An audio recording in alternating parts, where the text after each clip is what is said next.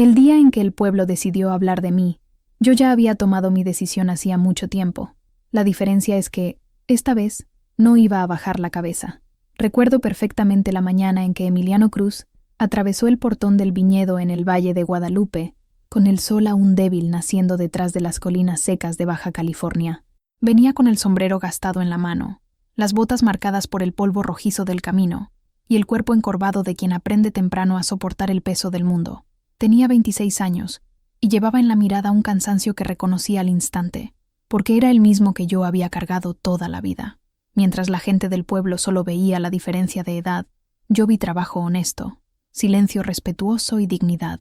Entre las hileras de parras, con el olor a tierra húmeda mezclado con la uva madura y el viento frío de la mañana, entendí algo simple. Nadie allí me estaba ofreciendo favor alguno. Era yo quien estaba eligiendo.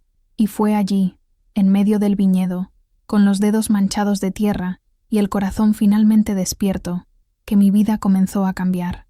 No por él, sino porque, por primera vez en 67 años, decidí no pedir permiso para existir. Antes de que se sirva la primera gota de vino de esta historia, antes de que el polvo de esta tierra se asiente en sus zapatos, permítanme un brindis por ustedes, que se han detenido a escuchar. Historias como la mía a menudo se pierden en el viento, susurradas en los rincones y olvidadas al amanecer. Si mi voz encuentra algún eco en su corazón, consideren suscribirse a este canal. Así, más historias que merecen ser contadas no se convertirán en silencio. Ahora, vengan, siéntense conmigo bajo la sombra de esta parra. La tarde está cayendo, y a la verdad le gusta la luz suave del atardecer. Empiezo por contar el final, porque así fue como la vida me lo cobró. A los 67 años, dueña de todo un viñedo en los alrededores del Valle de Guadalupe, fui juzgada por el pueblo entero por haber aceptado a un jornalero de 26 años, con manos callosas y una mirada demasiado profunda para quienes solo veían la edad. La sentencia fue dictada sin juez ni jurado, en las conversaciones ahogadas del mercado del sábado, en las miradas de reojo a la salida de la misa del domingo, en las llamadas preocupadas de mis hijos que viven lejos, en Tijuana y Mexicali. «Mamá, ¿qué está diciendo la gente?», preguntaba la voz de Javier, mi primogénito, cargada de una vergüenza que no era suya, pero que él insistía en vestir. Y yo te pregunto, a pecho abierto, mientras siento el sol de la tarde calentar los huesos que ya conocen el frío de muchas madrugadas, ¿alguna vez has sentido el peso de vivir décadas tragando en seco, para que, cuando finalmente eliges por ti misma, te conviertas en un escándalo? La palabra que usaban, susurrada como una ofensa, era ridícula, una vieja ridícula, una viuda que perdió el juicio. Decían que el luto tardío me había robado la decencia, pero ellos no veían las grietas en mis manos, que contaban la historia de cada cosecha, no veían el cansancio en mis hombros, que cargaron el peso de un matrimonio tibio y la crianza de 3 hijos en un mundo que me decía que fuera silenciosa.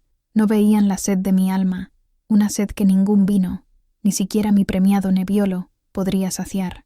Veían solo la cáscara. Matilde Herrera, la viuda de Ricardo Herrera, una señora que debería contentarse con hacer galletas para sus nietos y esperar el fin sentada en una mecedora. El muchacho, Emiliano, no tenía la culpa.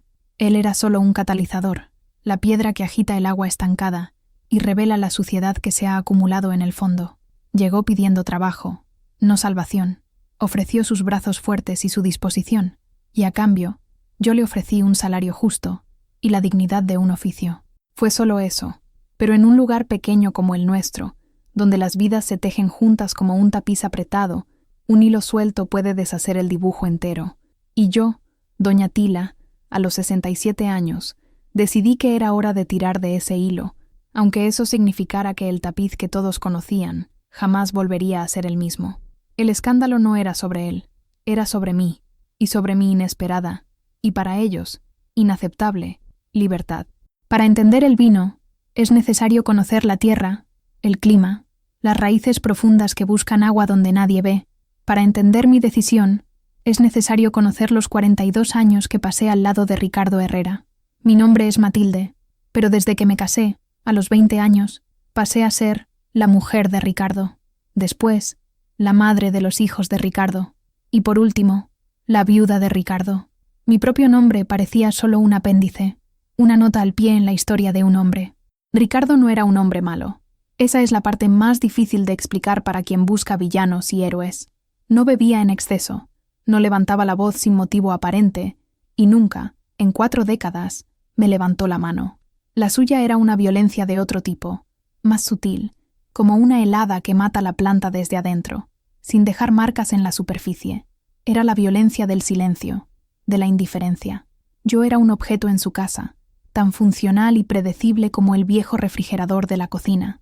Mantenía la casa limpia, la comida en la mesa, a los hijos a raya, cumplía mi papel con la eficiencia de un engranaje bien lubricado, y él, a cambio, me daba la seguridad de su apellido y la certeza de que nunca estaría desamparada.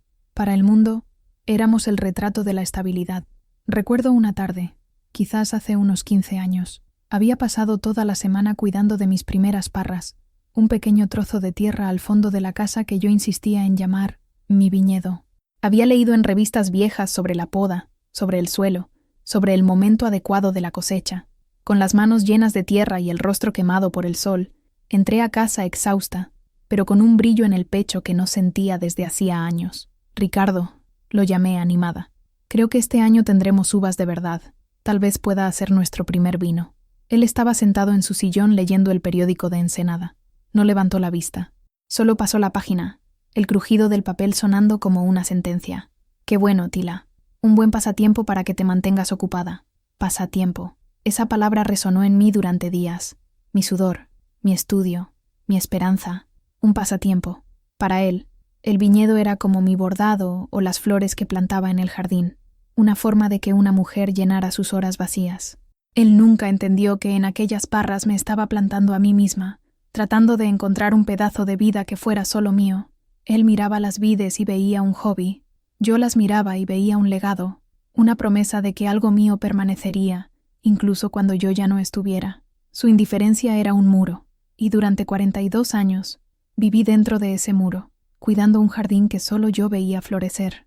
Ricardo se fue una mañana de martes, de repente, víctima de un corazón que, según el médico, ya estaba cansado. El funeral estuvo lleno. Amigos, socios, parientes lejanos. Todos vinieron a estrechar mi mano y a decir palabras de consuelo. Era un gran hombre, decían, un pilar de la comunidad. Yo asentía con la cabeza, recibía los abrazos, servía el café. Desempeñé el papel de viuda afligida con la misma competencia con la que desempeñé el de esposa. Pero cuando la última persona se fue y la puerta principal se cerró, la casa fue invadida por un silencio que era diferente a todos los silencios que había conocido. No era el silencio de la ausencia de Ricardo, era el silencio de mi propia presencia, que ahora ocupaba todos los espacios. Por primera vez en 42 años, estaba sola en mi propia casa, y la sensación no fue de pérdida, sino de una extraña y aterradora expansión. En las semanas siguientes, mis hijos, ya adultos, y con sus propias familias, se turnaban para cuidarme. Javier, el mayor, y el más parecido al padre, intentaba organizar mis finanzas, hablándome como si yo fuera una niña. «Mamá, usted ya no necesita preocuparse por el viñedo. Podemos arrendar la tierra, o incluso venderla. Usted ya trabajó demasiado. Es hora de descansar. Descansar». De nuevo esa palabra, la misma que usaba Ricardo. Me veían como una frágil figura de porcelana que necesitaba ser colocada en un estante para no romperse. Sofía, mi hija, me traía cacerolas de comida y revistas de chismes, intentando llenar mi tiempo con las mismas frivolidades que siempre detesté. Carlos, el menor, me llamaba todos los días, con la voz llena de una lástima que me irritaba. Me amaban, lo sé, pero su amor era una jaula de oro. Querían protegerme de un mundo que, según ellos, era demasiado peligroso para una señora sola. Lo que no entendían es que el mayor peligro para mí era esa inercia, ese descanso, que se parecía tanto a la muerte. Las mañanas eran las peores. Me despertaba con la costumbre de hacer café para dos. Su taza, vacía sobre la mesa, era un recordatorio constante no del hombre que perdí, sino de la rutina que me aprisionaba. Un día, en una pequeña rebelión silenciosa, tomé su taza y la guardé en el fondo del armario. Fue mi primer acto de libertad, pequeño, casi insignificante, pero mío. Esa misma mañana, en lugar de sentarme en el porche, me calcé mis botas viejas y caminé hasta el viñedo. El sol aún estaba naciendo, pintando el cielo de naranja y púrpura. Las vides estaban pesadas de rocío. Allí, entre las hileras de uvas que yo misma planté, respiré hondo. El aire estaba frío y limpio, y por primera vez desde que Ricardo se fue, no sentí soledad. Sentí paz. Sentí que ese lugar, ese trabajo, era lo único que me quedaba de mí misma, y no iba a renunciar a él. Con la decisión tomada, una nueva energía corrió por mis venas. El luto se transformó en propósito. El viñedo, que antes era mi refugio, se convirtió en mi campo de batalla. Ricardo, en sus últimos años, ya no se preocupaba por la tierra. Dejaba todo en manos de trabajadores temporales, los jornaleros que venían y se iban con cada cosecha, sin compromiso, sin el amor que la tierra exige. El resultado era visible: cercas caídas, sistemas de riego obstruidos, maleza compitiendo con las vides. «Mamá, eso es una locura», dijo Javier por teléfono, cuando le anuncié que asumiría la gestión completa de la propiedad. «Usted tiene 65 años. Contrate a un administrador. Viva su vida. Es exactamente lo que estoy haciendo, hijo mío», respondí con una calma que lo desarmó. «Estoy viviendo mi vida». Los primeros meses fueron brutales. Mi cuerpo, desacostumbrado al trabajo pesado, me dolía cada atardecer. Las manos, que en los últimos años solo conocían el trabajo doméstico, pronto se llenaron de callos y arañazos. Me despertaba antes del sol, preparaba un café fuerte y salía al campo. Aprendí a reparar goteros, a operar la pequeña bomba de agua, a identificar las primeras señales de plaga en las hojas. Leía libros de agronomía por la noche, con un diccionario al lado, descifrando términos técnicos que parecían de otro mundo. Los vecinos me observaban con una mezcla de lástima y admiración. Don Anselmo, dueño del viñedo de al lado, un hombre de unos 70 y tantos años, detuvo su vieja camioneta en la cerca un día. «Doña Tila», dijo, quitándose el sombrero en señal de respeto, «es mucho trabajo para una mujer sola. Si necesita ayuda, no dude en llamarme». Se lo agradecí, pero sabía que necesitaba hacerlo sola. Era una cuestión de honor, una prueba para mí misma de que no era la mujer frágil que todos pensaban. Cada vid que podaba, cada surco que limpiaba, era como si me estuviera levantando de nuevo, rehaciéndome. La tierra me respondía. Bajo mis cuidados, las parras parecían más verdes, más fuertes. En ese primer año sola, la cosecha fue modesta, pero las uvas tenían una dulzura especial. Hice el vino en la pequeña bodega que Ricardo construyó, pero que rara vez usaba. El proceso fue lento, artesanal, y cuando finalmente probé el primer sorbo de aquel vino, hecho enteramente por mis manos, las lágrimas llegaron. No eran de tristeza, eran de reconocimiento. En ese líquido oscuro y con cuerpo, podía saborear mi sudor, mi terquedad, mi redescubrimiento. Yo era Matilde, y ese era mi vino. A pesar de la satisfacción que el trabajo me traía, las noches eran largas. El cansancio físico no era suficiente para acallar el zumbido de la soledad. La casa, que durante el día era solo un lugar de paso entre el descanso y el trabajo, por la noche se transformaba en una caja de resonancia para mis recuerdos y mis miedos. El crujido del suelo de madera, el aullido del viento, el ladrido lejano de un perro.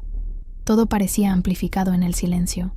Cenaba sola en la gran mesa de madera donde crié a mis hijos, el sonido de mi tenedor contra el plato resonando en el vacío. A veces, encendía la televisión, pero las voces y las risas enlatadas solo empeoraban la sensación de aislamiento. Era una soledad diferente a la que sentía cuando Ricardo vivía. Antes, era la soledad de estar acompañada, el dolor de no ser vista. Ahora, era la soledad literal, la ausencia física de otra persona, y no sabía cuál de las dos era peor. Mis hijos insistían en que me buscara una compañía. Sofía sugirió que adoptara un perro. Javier, siempre práctico, pensaba que debería contratar a una empleada que durmiera en la casa. No para el trabajo, mamá, solo para que no esté tan sola. No entendían que lo que me faltaba no era la presencia de cualquiera, sino la de alguien con quien pudiera compartir el silencio sin que se volviera opresivo. Alguien que entendiera lo que mis ojos decían cuando miraba la puesta de sol sobre las vides. Empecé a hablar sola. Conversaba con las plantas, con el retrato antiguo de mis padres en la pared de la sala, con la luna que se asomaba por la ventana de la cocina. Narraba mi día, me quejaba del calor, celebraba una pequeña victoria. Era una forma de no dejar que mi voz se oxidara, de recordarme que todavía existía más allá del trabajo manual. Un día, mientras ordenaba un armario antiguo, encontré una caja de fotografías. Había fotos de mi boda, de mis hijos de bebés, de navidades y cumpleaños.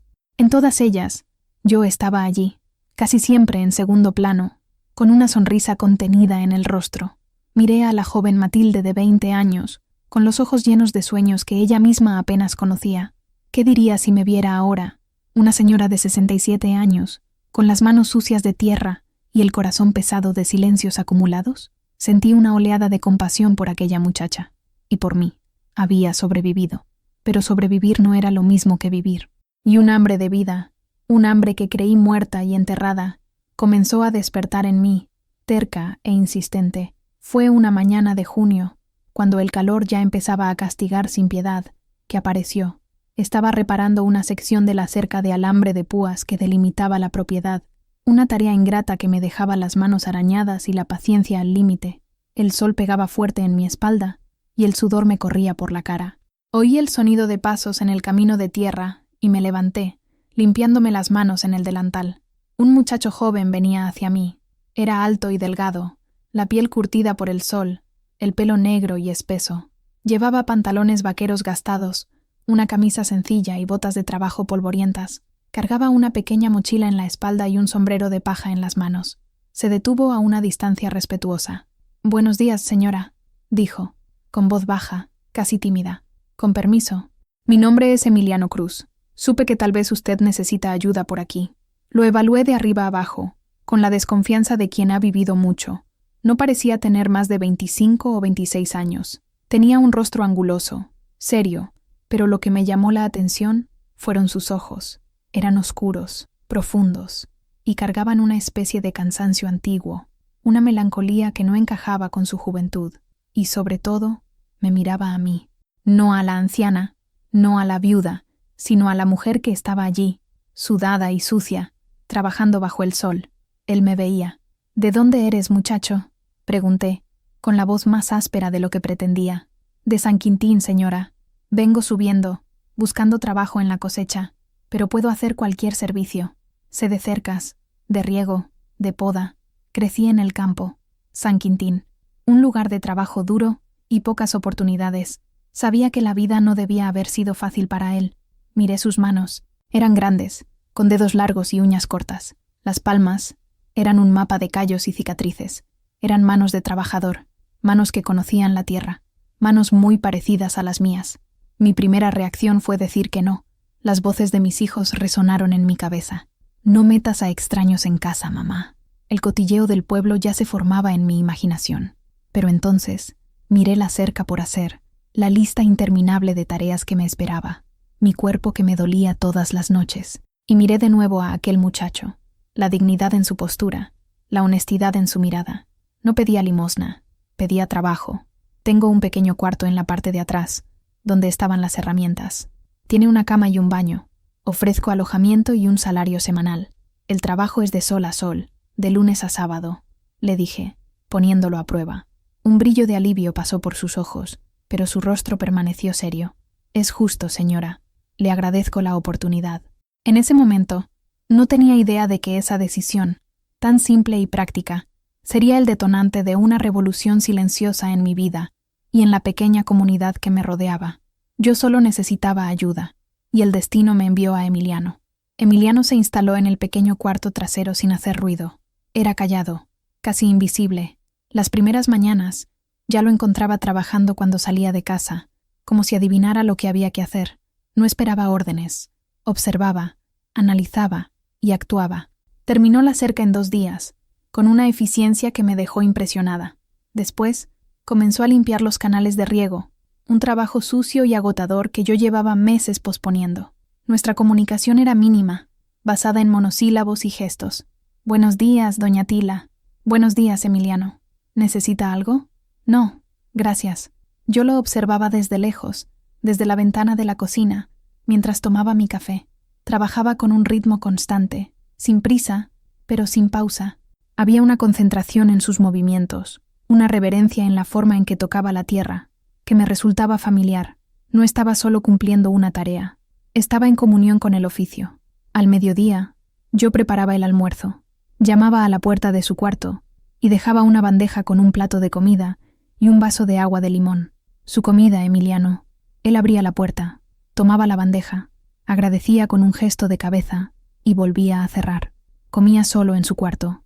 Al principio, esa distancia me pareció adecuada, profesional, pero con el paso de los días, empezó a incomodarme. Parecía incorrecta, fría. Una tarde, en la segunda semana, lo vi sentado bajo la sombra de una higuera, comiendo el almuerzo que yo le había preparado. Comía despacio, con la mirada perdida en el horizonte, en la línea de las montañas que abrazaban el valle. Había en él una soledad que reflejaba la mía. Al día siguiente, en lugar de dejar la bandeja en su puerta, lo llamé. «Emiliano, venga a comer aquí en el porche. La sombra es mejor». Dudó un instante, sorprendido. Luego, caminó lentamente hacia mí y se sentó en la punta de un banco de madera, lo más lejos posible de mí.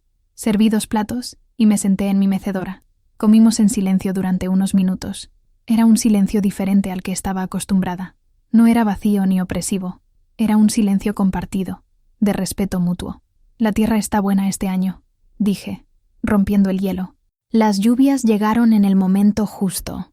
Él masticó, tragó y luego respondió, con la voz aún baja. «Sí, señora, las vides están fuertes. Si el calor no es demasiado en agosto, la cosecha será buena». Fue la primera conversación que tuvimos que no era sobre una tarea específica. Hablamos sobre el suelo, sobre la plaga del oidio, sobre la mejor hora para la poda.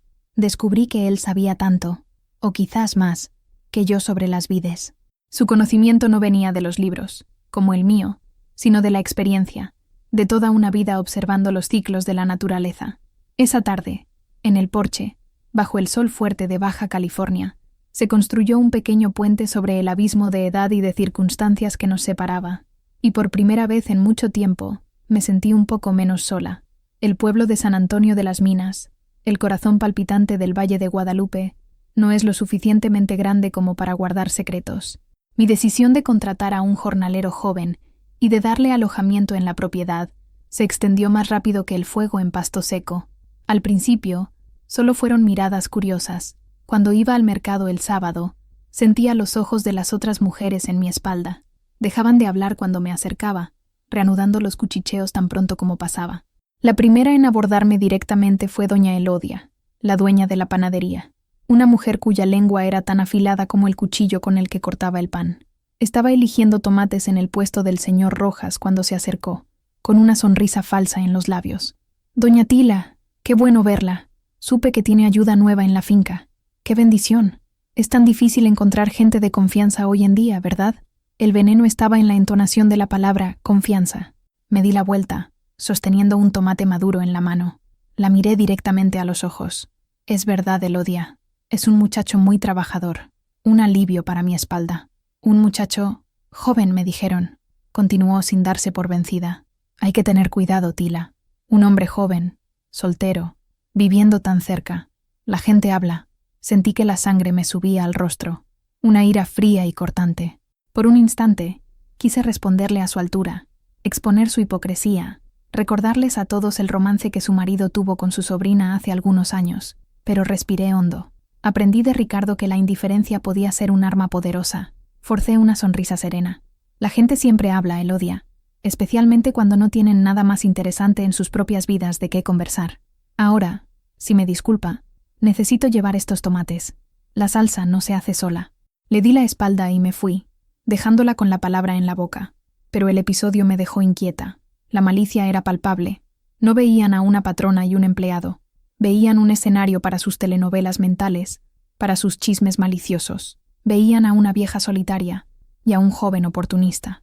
La imagen que creaban en sus mentes era sucia, y esa suciedad amenazaba con manchar algo que, para mí, era puro y simple. Una relación de trabajo basada en el respeto.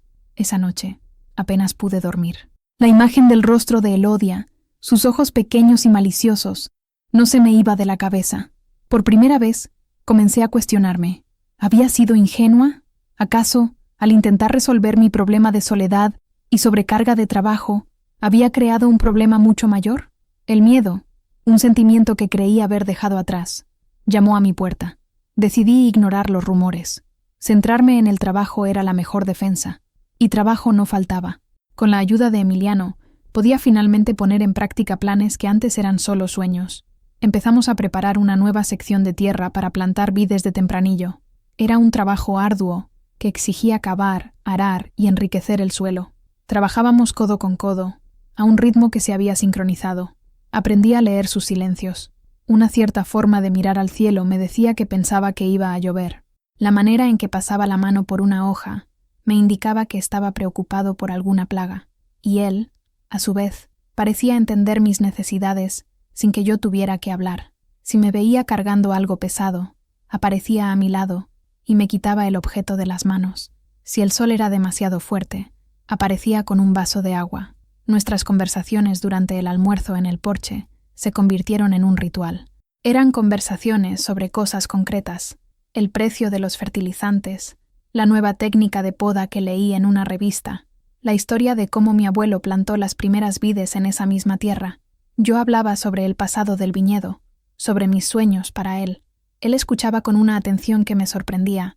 Nadie, ni siquiera mis hijos, había mostrado jamás tanto interés por mi pasión. Poco a poco, él comenzó a compartir fragmentos de su propia historia. Habló de su infancia en San Quintín, trabajando en los campos de fresas desde los 7 años. Habló de su madre, una mujer fuerte que crió a 5 hijos sola.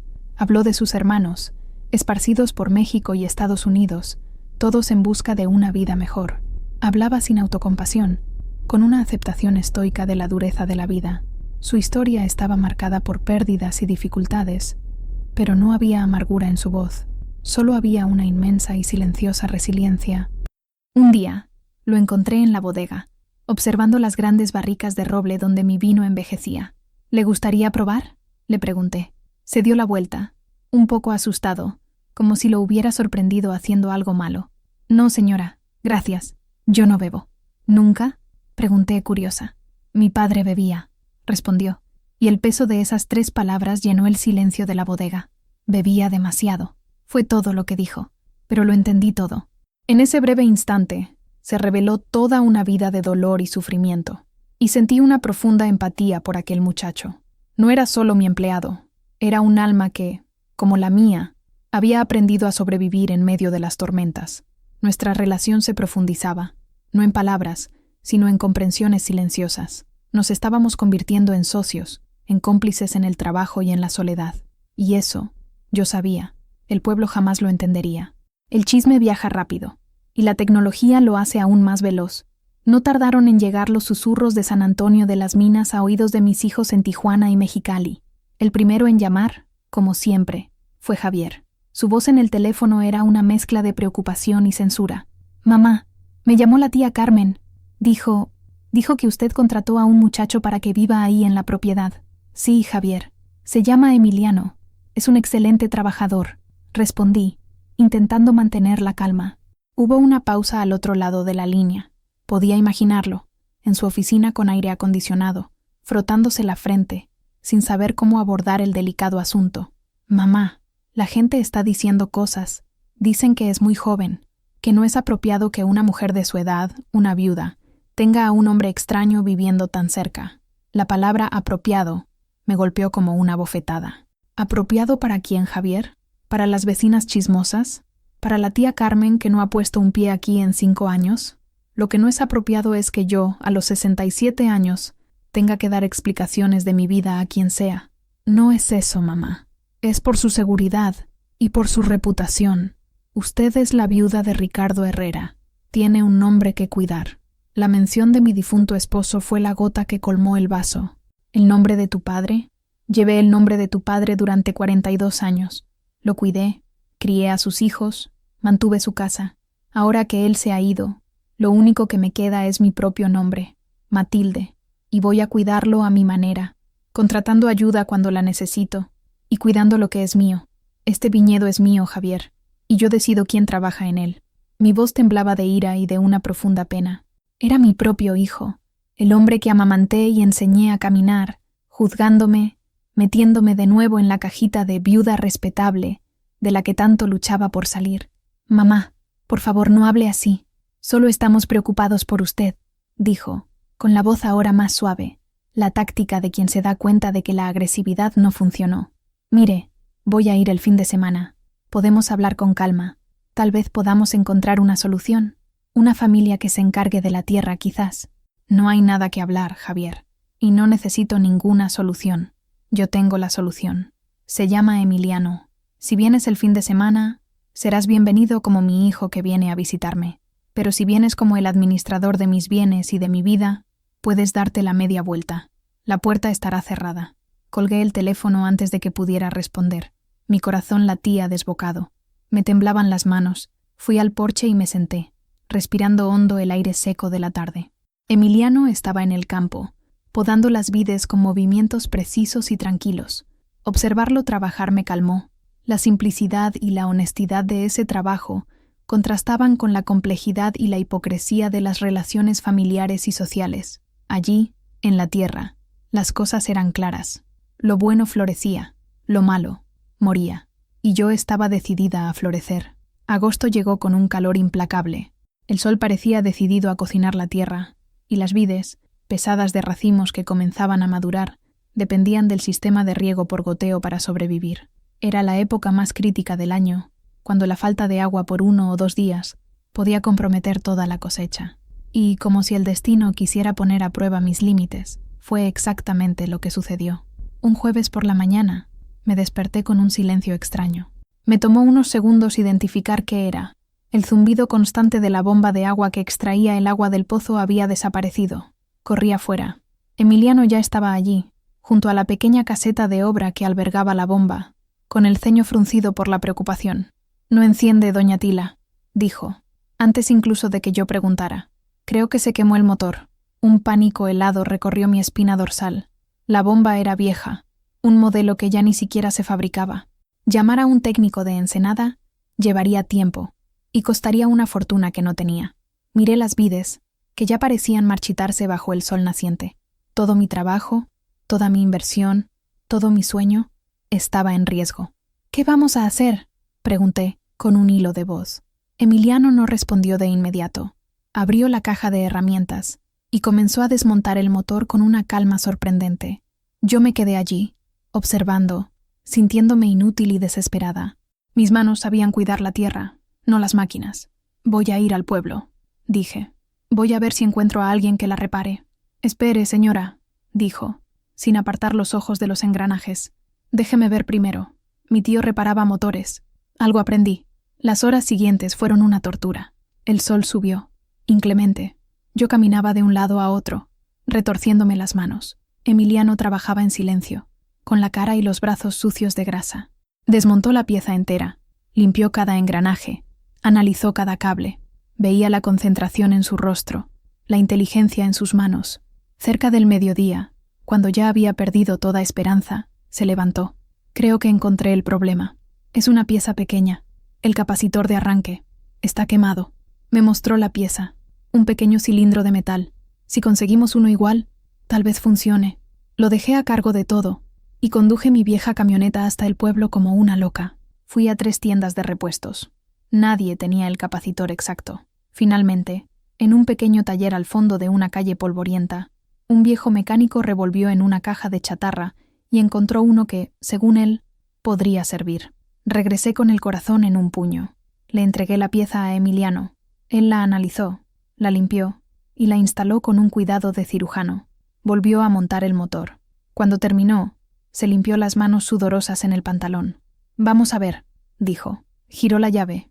Hubo un chasquido, un zumbido vacilante y luego el glorioso sonido del motor arrancando. Segundos después, el agua comenzó a brotar por los goteros, mojando la tierra seca. Miré a Emiliano, con el rostro sucio de grasa, una pequeña sonrisa cansada en los labios. E hice algo que no hacía desde hacía años. Lo abracé. Fue un abrazo rápido, torpe, de pura gratitud y alivio. «Gracias, Emiliano. Salvaste el viñedo». Él se quedó rígido por un segundo, sorprendido, y luego se relajó, dándome palmaditas torpes en la espalda. «Solo hice mi trabajo, doña Tila», pero ambos sabíamos que había sido más que eso. Ese día, bajo el sol abrasador de agosto, dejamos de ser solo patrona y empleado. Habíamos enfrentado una crisis juntos y habíamos vencido. Éramos un equipo, y esa complicidad era más fuerte que cualquier chisme, más sólida que cualquier juicio. Fiel a su palabra, Javier llegó el sábado. No vino solo. Trajo a su esposa, la afectada y siempre impecable Lorena, y a mis 2 nietos adolescentes, que apenas salieron del coche con aire acondicionado, y pasaron toda la tarde con los ojos pegados a sus teléfonos móviles. Javier se bajó del coche con una expresión que probablemente consideraba de preocupación filial, but que yo reconocía como pura desaprobación. Inspeccionó la propiedad con la mirada crítica de un gerente de banco, evaluando una inversión de riesgo. «La cerca se ve mejor, mamá», admitió a regañadientes. «Emiliano la arregló», respondí, simplemente. Nos sentamos en el porche. Lorena se abanicaba con una revista, quejándose del calor y de los insectos. Serví limonada. El ambiente era tenso. Emiliano, a petición mía, había ido al pueblo a comprar algunos suministros para evitar un enfrentamiento directo, pero su presencia flotaba en el aire. «Entonces, mamá», comenzó Javier, yendo directo al grano. «Pensé mucho en nuestra conversación. Entiendo que quiera mantenerse activa, pero quizás haya una forma mejor. Hablé con el señor Rodríguez. Tiene interés en arrendar nuestras tierras. Pagaría un buen precio, y usted no tendría ninguna preocupación. Podría mudarse a Tijuana, cerca de nosotros, comprar un apartamento bonito». Lo escuchaba, y una tristeza inmensa me invadía. No entendía nada. Miraba mi tierra y veía solo hectáreas, cifras, un negocio. No veía las raíces, la historia, la vida que pulsaba allí. Quería arrancarme del único lugar en el mundo donde me sentía completa y plantarme en una maceta de cemento. «Javier», lo interrumpí, con la voz firme pero sin ira. «Esta es mi casa. Este viñedo es mi vida. No voy a ir a ninguna parte. Y no voy a arrendar mi tierra». «Pero mamá, ¿y su reputación? ¿Su seguridad?», insistió subiendo el tono de voz. «Con ese muchacho viviendo aquí. Ese muchacho, como dices, salvó la cosecha esta semana. Mientras tú estabas en tu oficina con aire acondicionado, él estaba bajo el sol, con las manos sucias de grasa, reparando la bomba de agua que tu padre nunca se molestó en cambiar. Trabaja más que cualquier hombre que haya pisado esta tierra, y me respeta más que muchas personas de mi propia familia». Las palabras salieron antes de que pudiera contenerlas. Lorena jadeó, escandalizada. Javier se puso rojo. «Eso no es justo, mamá. Solo nos preocupamos por usted. Si se preocuparan de verdad, vendrían aquí a ayudarme a podar las vides, no a intentar sacarme de mi casa. Vendrían a escuchar lo que siento, no a decirme lo que debo hacer». Me levanté, señalando que la conversación había terminado. «Agradezco la visita, hijo mío, pero mi decisión está tomada. Emiliano se queda. Y yo también». La visita terminó en un silencio incómodo. Se fueron antes del anochecer. Mientras su coche desaparecía en el camino de tierra, levantando una nube de polvo, sentí una mezcla de dolor y liberación. Había trazado una línea en la arena, había elegido mi bando, y por primera vez no era el bando que esperaban de mí. Septiembre llegó, y con él, la promesa de la cosecha. Las mañanas se volvieron más frescas, y una suave niebla cubría el valle al amanecer. Los racimos de uva estaban pesados, las bayas moradas y oscuras, casi negras, hinchadas de jugo y dulzura. La ansiedad de la vendimia se apoderaba de mí. Era el momento de la verdad, la culminación de un año entero de trabajo. Emiliano y yo caminábamos por las hileras de vides todas las mañanas. Él me enseñó a observar las señales, el color de las semillas, la textura de la piel, la facilidad con la que la uva se desprendía del racimo. Pero la prueba final, decía, era el sabor. «Tiene que probar, doña Tila», dijo un día, cogiendo una uva y ofreciéndomela. «La boca no miente». Tomé la uva. Estaba tibia por el sol de la mañana. Me la metí en la boca y la aplasté contra el paladar. Una explosión de dulzura inundó mis sentidos, seguida de una acidez equilibrada y un ligero amargor de la piel. Era complejo, vivo. Cerré los ojos, saboreando. «Ya casi es la hora», dije, con la voz embargada de emoción. «Unos días más de sol y podemos empezar. Será la mejor cosecha en años», asintió él, con los ojos brillantes. Había orgullo en su voz, el orgullo de quien ve el fruto de su propio esfuerzo. En aquellos días previos a la cosecha, se estableció una rutina diferente. Trabajábamos hasta la puesta de sol, preparando las cajas, limpiando la prensa, esterilizando los tanques de fermentación. Y, al final del día, exhaustos y cubiertos de polvo, nos sentábamos en el porche. Yo traía una jarra de agua fresca y 2 vasos, y conversábamos, ya no sobre el trabajo. Hablábamos de la vida. Le conté sobre mi juventud, sobre mis sueños de estudiar botánica, Un sueño que se vio interrumpido por mi matrimonio precoz. Hablé de las alegrías y las dificultades de criar a mis hijos, de la sensación agridulce de verlos partir. Y él, poco a poco, se abrió a mí. Habló de una novia que tuvo en San Quintín, un amor de juventud que se perdió por la distancia y la falta de perspectivas. Habló del sueño de tener algún día su propio pedazo de tierra, por pequeño que fuera, para plantar maíz y frijoles, como hacía su abuelo. Habló del peso de ser el hijo mayor, la responsabilidad que sentía por su madre y sus hermanos menores. En esas conversaciones al atardecer, las barreras de edad, de clase, de género, se disolvían. Éramos solo dos personas, dos almas cansadas, encontrando consuelo y comprensión la una en la otra. Yo veía en él la fuerza y la resiliencia que la vida le había impuesto, y él, creo, veía en mí algo más que la vieja patrona. Veía a una mujer con una historia, con dolores, y con una fuerza que ni yo misma sabía que poseía.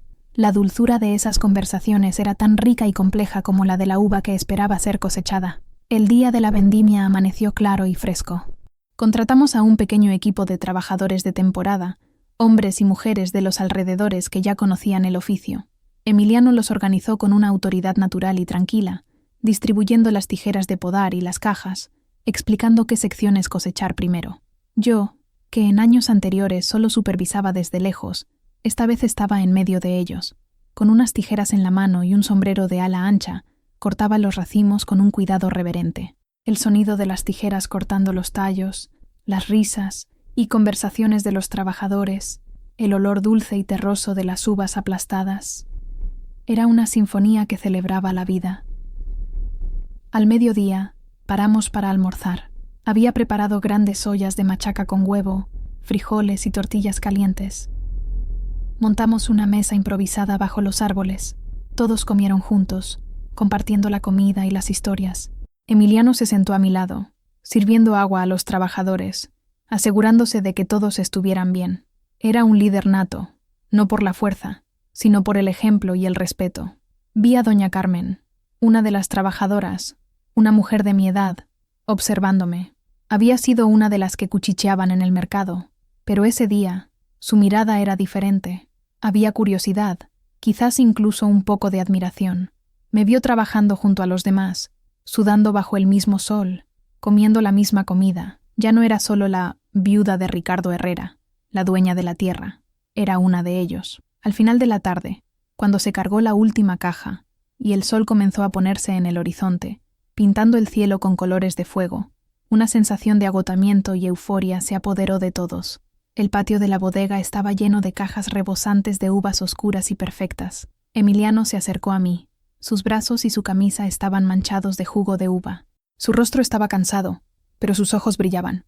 «Lo logramos, doña Tila», dijo, con voz baja pero llena de satisfacción. «Sí, Emiliano», respondí, mirando el fruto de nuestro trabajo. «Lo logramos». En ese momento, supe que algo había cambiado para siempre. El viñedo ya no era solo mío, era nuestro. Era el resultado de mi persistencia y de su dedicación. Y la cosecha no era solo de uvas.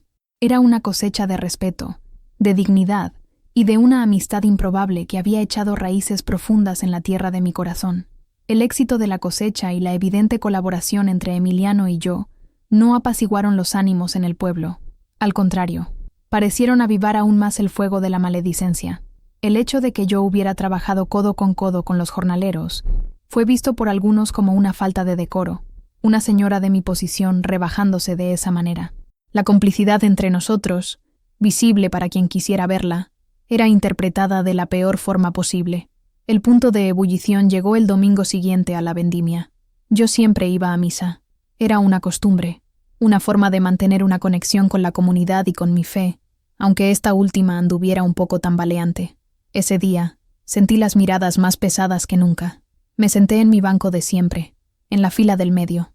Después de la comunión, mientras la gente comenzaba a dispersarse, fui abordada por un pequeño grupo de mujeres, liderado, por supuesto, por Elodia, la dueña de la panadería. Esta vez no sonreía.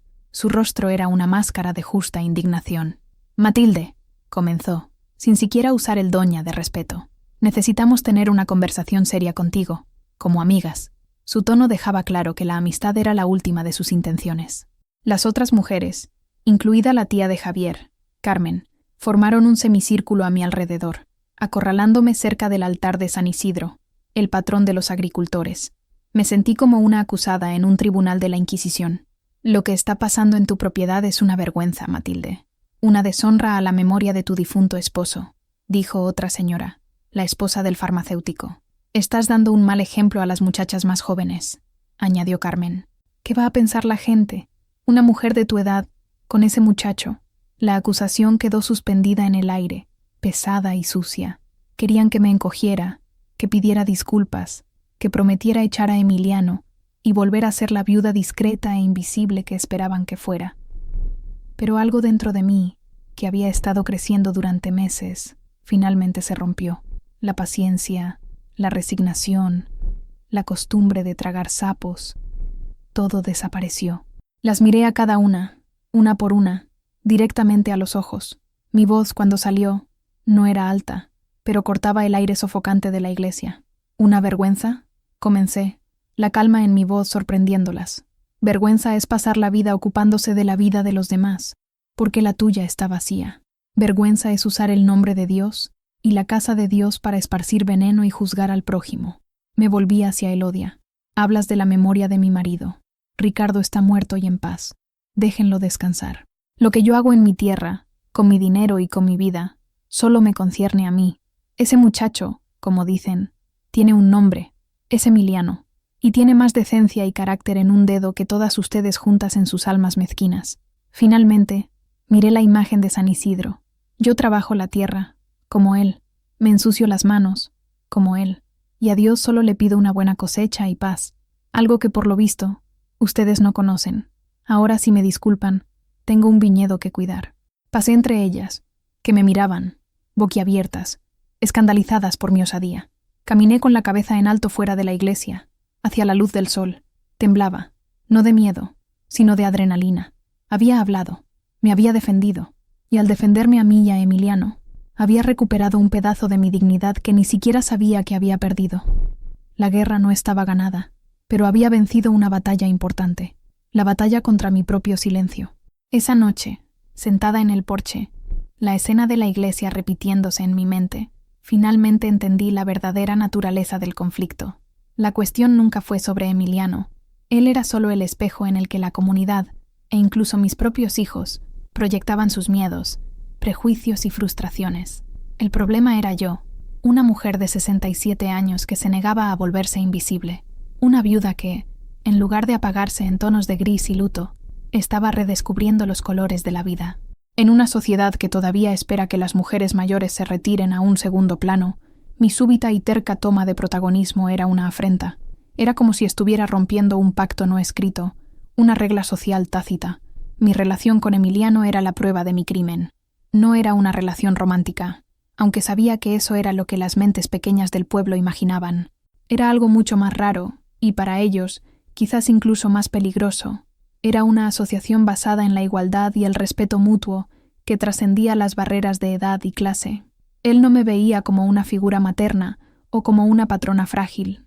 Me veía como Matilde, la mujer que entendía de vino, que trabajaba duro y que tenía sueños. Y yo veía en él no a un joven para ser explotado o protegido, sino a un hombre inteligente y capaz, con su propia historia y su propia dignidad.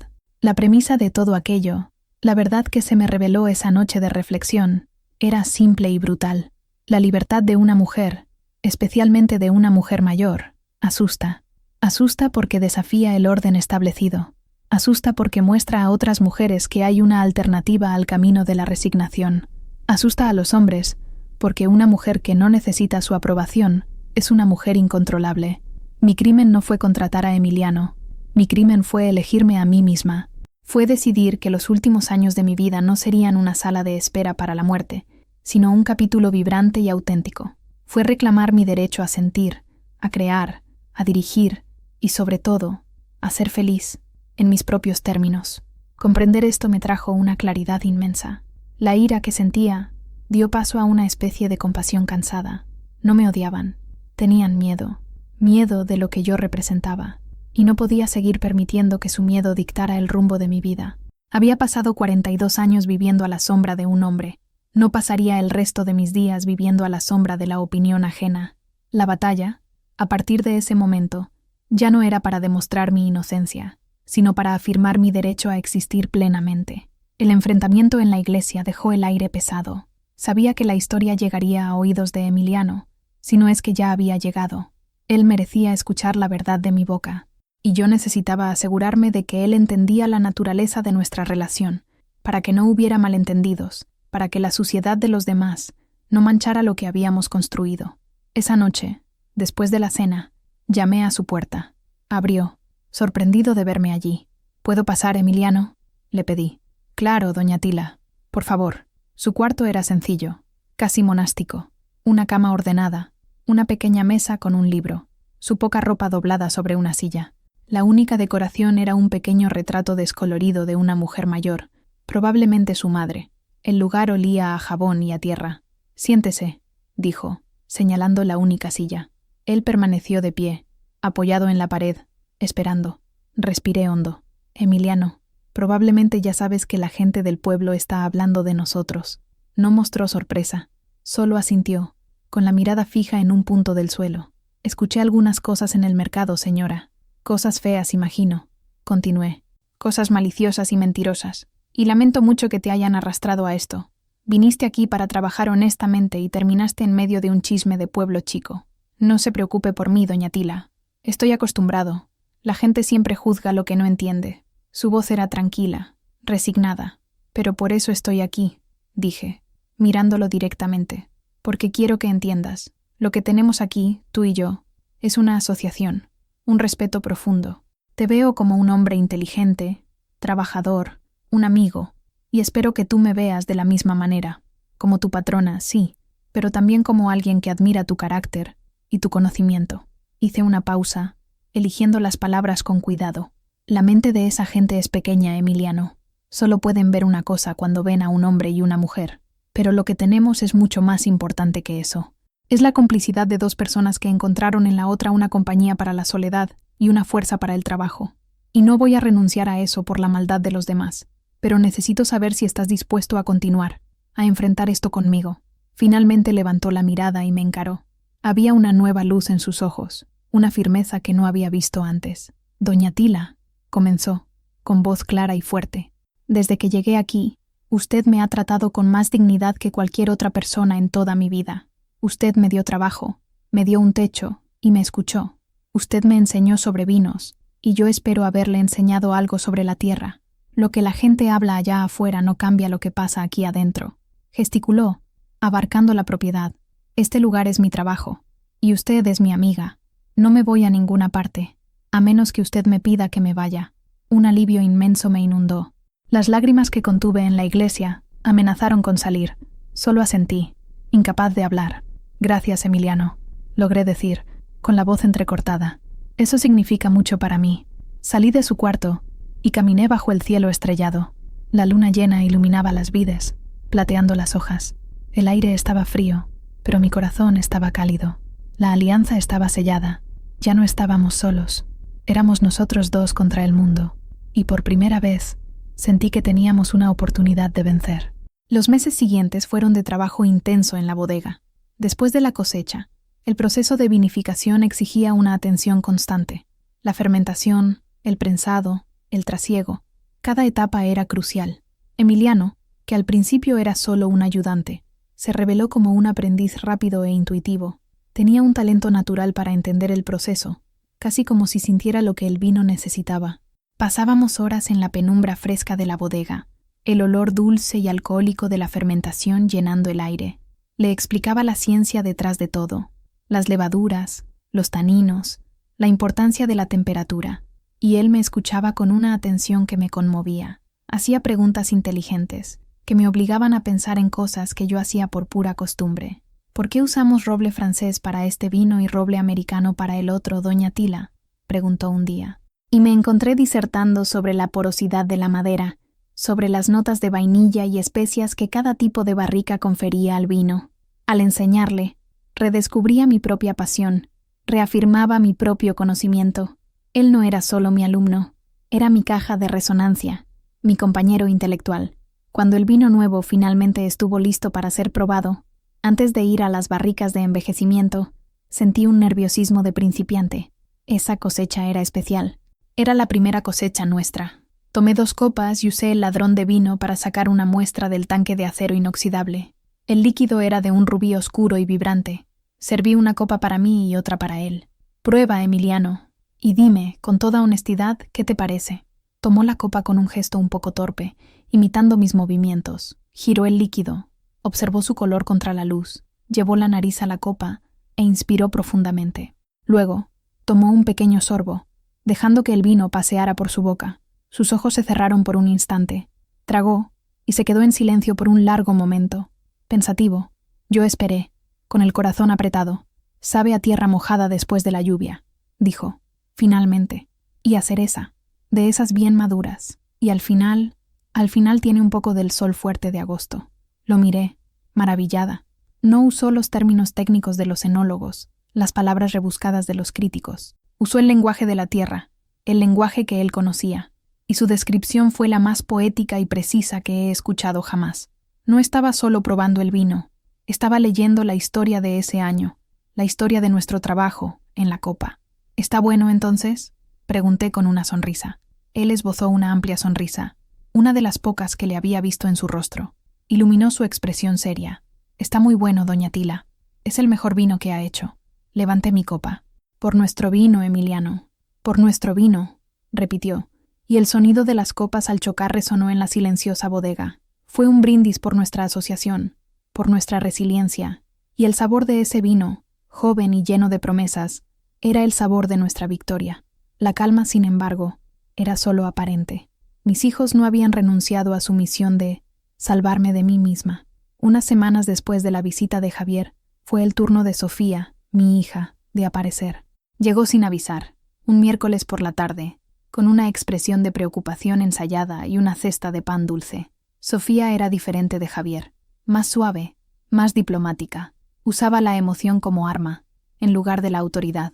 Se sentó conmigo en la cocina, mientras yo preparaba el café, y comenzó su discurso con elogios. «Mamá, el viñedo está precioso. Nunca lo había visto tan bien cuidado. Y usted se ve bien, más enérgica. Es el trabajo, hija mía. Nos mantiene vivos», respondí, sin dejarme engañar por la amable introducción. «Lo sé, mamá, y admiro mucho su fuerza, de verdad. Pero...» Y ahí vino el pero que esperaba. «Mis hermanos y yo seguimos preocupados. Usted está sola aquí, y esta situación, con ese muchacho, está dando de qué hablar». Tomó mis manos entre las suyas. Sus manos eran suaves, con uñas perfectamente pintadas. Parecían de otro mundo, comparadas con las mías, callosas y manchadas por la tierra. «Tuve una idea, mamá, una idea que podría solucionarlo todo. ¿Por qué Emiliano no trae a su familia aquí? A su madre, tal vez una hermana. Podrían vivir en la casa, hacerle compañía, ayudar con las tareas, y él seguiría trabajando en el campo. Así se acabarían los comentarios. Sería una solución perfecta, ¿no cree?» Miré a mi hija y vi la lógica distorsionada de su mundo. Para ella, el problema era la apariencia, la situación. No veía la injusticia de transformar la vida de Emiliano en un arreglo conveniente para aplacar los chismes ajenos. No entendía que su presencia no era un problema para mí, sino una solución. «Sofía», dije, retirando mis manos con delicadeza. «¿Me estás escuchando? El problema no es que Emiliano esté aquí. El problema es la mente de la gente. Y no voy a reorganizar mi vida y la suya para satisfacer la hipocresía del pueblo. Pero mamá, sería bueno para usted tener a otras mujeres cerca». «No necesito a otras mujeres, Sofía. Necesito respeto y ayuda en el trabajo. Y eso es lo que Emiliano me da. Él no es una pieza en un tablero que yo pueda mover para tu comodidad o la de Javier. Es una persona, con una vida, una historia. Su madre tiene su casa, su vida en San Quintín. No puedo simplemente arrancarla de allí para que sirva de decoración en mi casa y calle la boca de los vecinos». La decepción en el rostro de Sofía era visible. Realmente creía que su propuesta era genial, una prueba de su amor y de su inteligencia emocional. No podía comprender mi negativa. Para ella, yo estaba siendo terca, irracional. «Yo solo quiero su bien, mamá», dijo, con la voz entrecortada. «Lo sé, hija mía, pero lo que tú crees que es mi bien y lo que yo sé que es mi bien son dos cosas muy diferentes en este momento». La visita de Sofía me dejó más triste que la de Javier. La desaprobación de él era dura, pero directa. La preocupación manipuladora de ella era más insidiosa. Mostraba cuán profundo era el abismo entre mi realidad y la percepción que mis propios hijos tenían de mí. Me amaban, pero ya no me conocían. La conversación con Sofía encendió una nueva preocupación en mi mente, una que iba más allá de los chismes y los dramas familiares. Era una preocupación por el futuro, por el legado. El viñedo era la obra de mi vida. Lo construí, lo hice crecer, le di mi nombre al vino. Pero, ¿qué pasaría con él después de que yo me fuera? Mis hijos, quedó claro, no compartían mi pasión. Para Javier, era un activo para ser vendido o arrendado. Para Sofía, una fuente de preocupación y un escenario pintoresco para visitas de fin de semana. Ninguno de ellos tenía la intención o el conocimiento para llevar el negocio adelante. La idea de que todo mi trabajo pudiera deshacerse, la tierra vendida a un gran conglomerado que la transformaría en una vinícola más sin alma, me causaba un dolor físico. Esa semana, conduje hasta Ensenada con la excusa de comprar suministros. En realidad, tenía una cita con un abogado, el licenciado Benítez, un hombre más joven, recomendado por un conocido.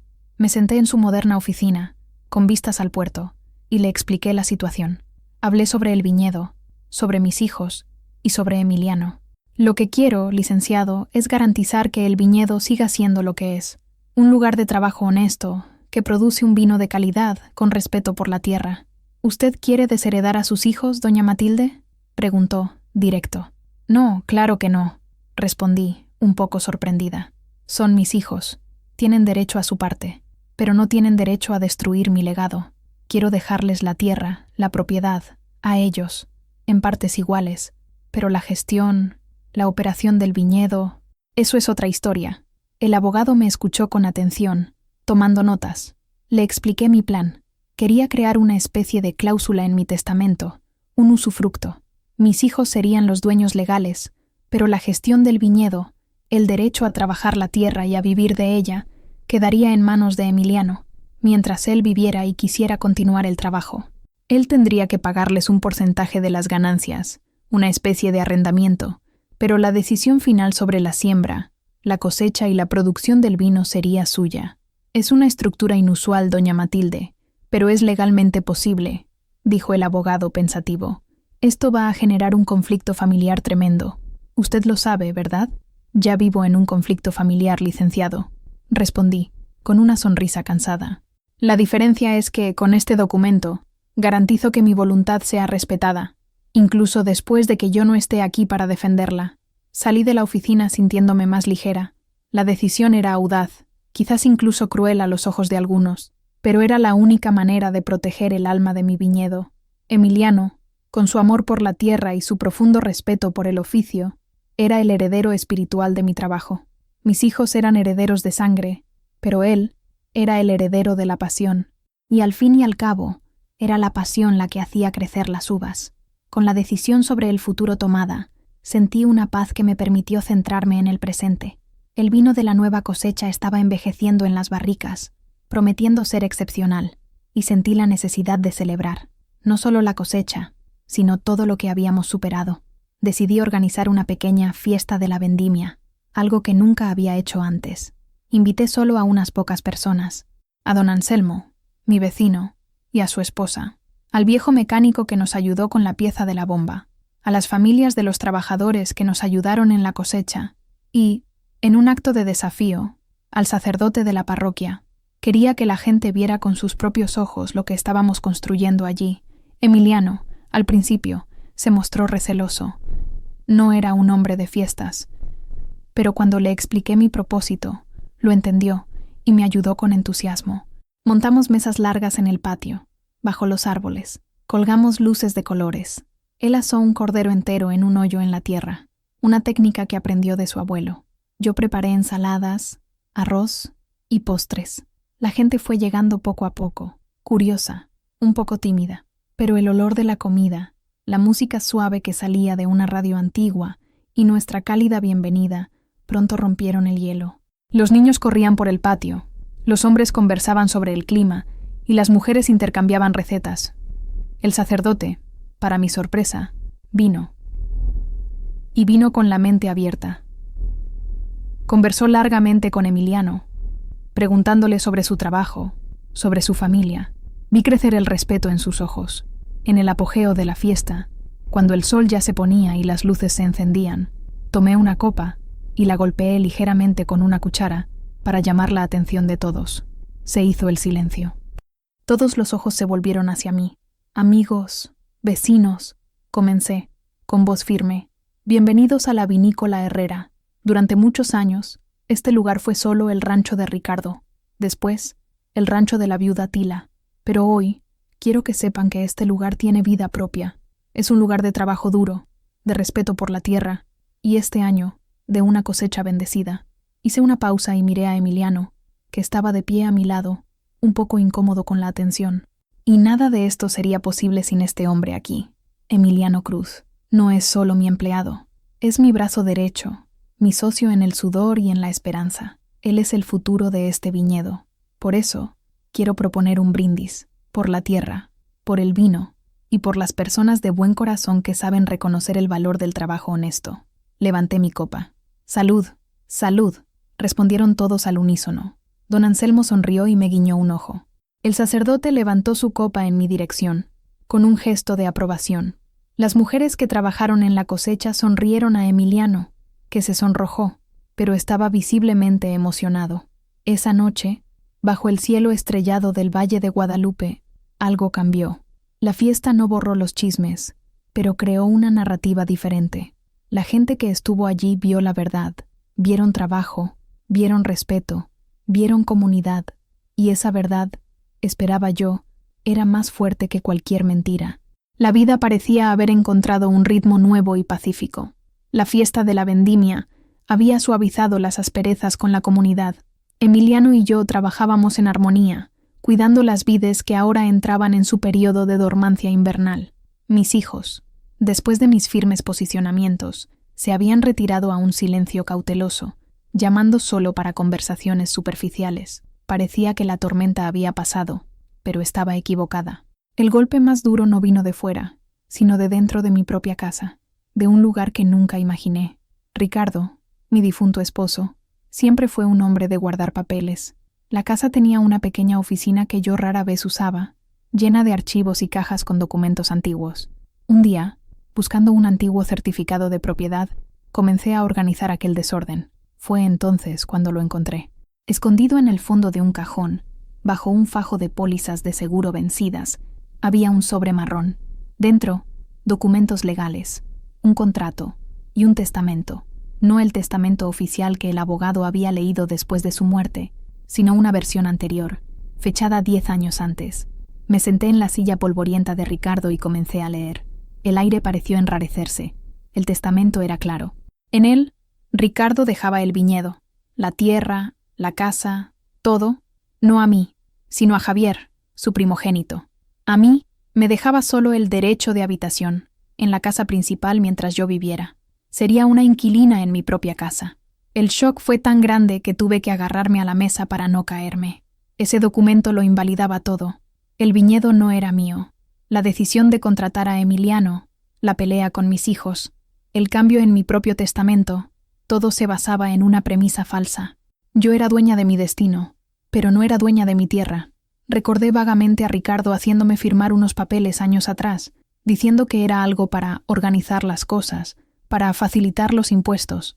Yo, en mi ciega confianza de esposa, firmé sin leer. La traición póstuma de Ricardo fue devastadora. Él, que en vida me borró con su indiferencia, intentaba, desde la tumba, atraparme para siempre. Quería asegurarse de que, incluso después de su muerte, yo seguiría siendo dependiente, sumisa a la voluntad del hijo que era su copia fiel. Me quedé horas sentada en esa oficina, con el papel temblando en mis manos. La desesperación amenazó con tragarme. Todos mis actos de rebeldía y afirmación parecieron, de repente, patéticos. Yo era una reina en un reino que nunca me perteneció. Cuando Emiliano me llamó para cenar, no pude responder. Me encontró allí, pálida, con los papeles en la mano. «¿Doña Tila? ¿Se encuentra bien?» Simplemente le extendí los documentos. Él los leyó en silencio, su expresión volviéndose cada vez más sombría. Cuando terminó, no dijo nada. Solo se quedó allí, a mi lado, su presencia silenciosa siendo la única ancla en medio de mi naufragio. Pasé la noche en vela. La revelación del testamento de Ricardo había sacudido los cimientos de mi nueva identidad. ¿Quién era yo, al final? ¿La dueña del viñedo? ¿La mujer fuerte e independiente? ¿O solo una vieja tonta, viviendo una ilusión? Al amanecer, exhausta y con el corazón apesadumbrado, hice lo único que sabía hacer cuando el mundo parecía desmoronarse. Fui al campo. El aire frío de la mañana dolía en los pulmones. Las vides estaban desnudas. Sus ramas retorcidas parecían esqueletos contra el cielo gris. Emiliano ya estaba allí. No dijo nada sobre los papeles. Solo me entregó unas tijeras de podar. El invierno es la mejor época para limpiar la madera muerta, doña Tila, para que la planta crezca más fuerte en la primavera. Sus palabras, tan simples y prácticas, contenían una profunda sabiduría. Limpiar la madera muerta. Era exactamente lo que necesitaba hacer. Comenzamos a trabajar, en silencio. El ritmo repetitivo de la poda era meditativo. Cortar, limpiar, cortar, limpiar. Con cada rama seca que quitaba, era como si estuviera cortando un hilo de resentimiento, de pena, de autocompasión. Ricardo pudo haberme engañado con papeles y firmas. Pudo haberle dado el título de la tierra a Javier, pero no podía quitarme la verdad que estaba en mis manos, en esos callos, en esos arañazos. La verdad es que fui yo quien le dio vida a esa tierra. Fui yo quien la transformó de un pasatiempo en un negocio. Fui yo quien eligió las plantas, quien cuidó de las plagas, quien lloró con la sequía y celebró con la lluvia. El nombre en el papel era de él, pero el alma de ese lugar era mía. El sol salió, y sus rayos dorados comenzaron a calentar la escarcha sobre la tierra. Dejé de trabajar y miré a mi alrededor. Las hileras perfectas de vides, la casa de adobe, las montañas a lo lejos. Emiliano se detuvo a mi lado. «Este lugar es suyo, doña Tila», dijo en voz baja, como si leyera mis pensamientos. Un papel no cambia eso. La tierra sabe quién la cuida. En ese momento, supe lo que tenía que hacer. No iba a pelear con Javier en los tribunales. No iba a rebajarme a una pelea por la herencia. Mi lucha era otra. Era por la verdad, por el reconocimiento. «Tienes razón, Emiliano», dije, sintiendo una nueva fuerza nacer de las cenizas de mi desesperación. La tierra lo sabe, y ahora voy a hacer que mi hijo también lo sepa. Llamé a Javier. Le pedí que viniera solo. «Es un asunto importante, sobre el testamento de tu padre», le dije por teléfono con voz neutra. Llegó al día siguiente, con expresión ansiosa, probablemente esperando que le entregara el control de todo. Lo recibí en el porche. Le pedí a Emiliano que se sentara con nosotros. Javier lo miró con desprecio, pero no dijo nada. Puse los papeles que encontré sobre la mesa. El testamento antiguo. «Encontré esto, Javier. Parece que legalmente el viñedo es tuyo». Un brillo de triunfo pasó por sus ojos, que intentó disimular. «Mamá, yo no sabía de esto. Papá nunca me lo dijo. No sabía si creerle, pero en ese momento no importaba. No importa si lo sabías o no», continué tranquila. «Lo que importa es lo que vamos a hacer ahora. Puedes tomar este papel, ir a un juez y sacarme de aquí. Puedes vender la tierra. Puedes hacer lo que quieras. Es tu derecho legal». Se quedó en silencio, sorprendido por mi aparente rendición. «Pero antes de que decidas», dije, inclinándome hacia adelante, «quiero que entiendas una cosa. Este papel te da la propiedad, pero no te da el conocimiento. No te da el amor por esta tierra. No te da las manos que la hicieron florecer». Señalé a Emiliano. «Este hombre, en pocos meses, ha aprendido más sobre este lugar que tú en toda tu vida. Sabe cuándo las uvas están listas solo con mirarlas. Sabe arreglar la bomba de agua con sus propias manos. Sabe el nombre de cada plaga y de cada remedio». Luego, volví a mirar a Javier, con mis ojos fijos en los suyos. «Tú puedes ser el dueño, pero nunca serás el guardián de este lugar. Heredaste un título. Yo construí un legado. Y este legado», mi voz se quebró, pero se mantuvo firme, «vive en mí y vive en él. Y eso, Javier, ningún testamento puede quitarlo». Hice una última propuesta. «Puedes asumir tu papel de propietario y puedes contratarnos, a mí y a Emiliano. Seguiremos gestionando el viñedo, produciendo el vino. Te pagaremos tu parte justa de las ganancias.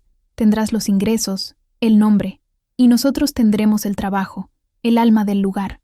O puedes expulsarnos y ver cómo todo esto se convierte en polvo». La elección era suya. Ya no luchaba por la propiedad, sino por la dignidad.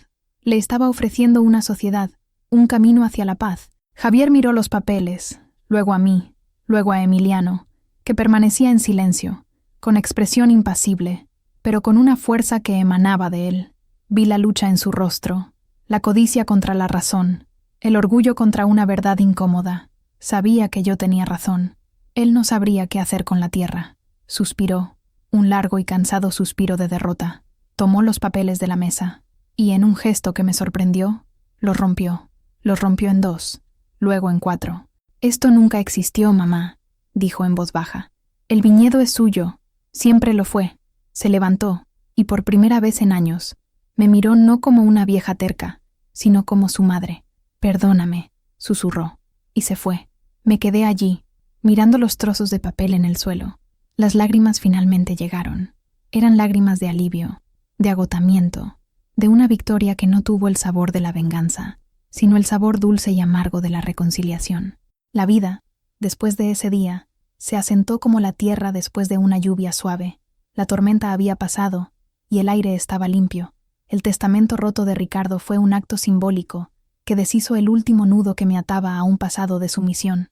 Javier no se convirtió en un hijo perfecto de la noche a la mañana, pero algo en su actitud cambió. Había un nuevo respeto en su voz, una distancia que era, en realidad, un reconocimiento de mi autonomía. El chisme en el pueblo no desapareció por completo, pero perdió su fuerza, su veneno. Mi fiesta, mi postura en la iglesia y la visible prosperidad del viñedo crearon una nueva imagen de mí. Ya no era la viuda loca, era doña Tila, la mujer del vino, la señora terca que sabía lo que quería. Algunos todavía cuchicheaban, pero muchos otros, especialmente las mujeres de mi edad, me miraban con una admiración secreta, como si yo hubiera hecho algo que a ellas también les gustaría tener el valor de hacer. Emiliano y yo continuamos nuestra asociación.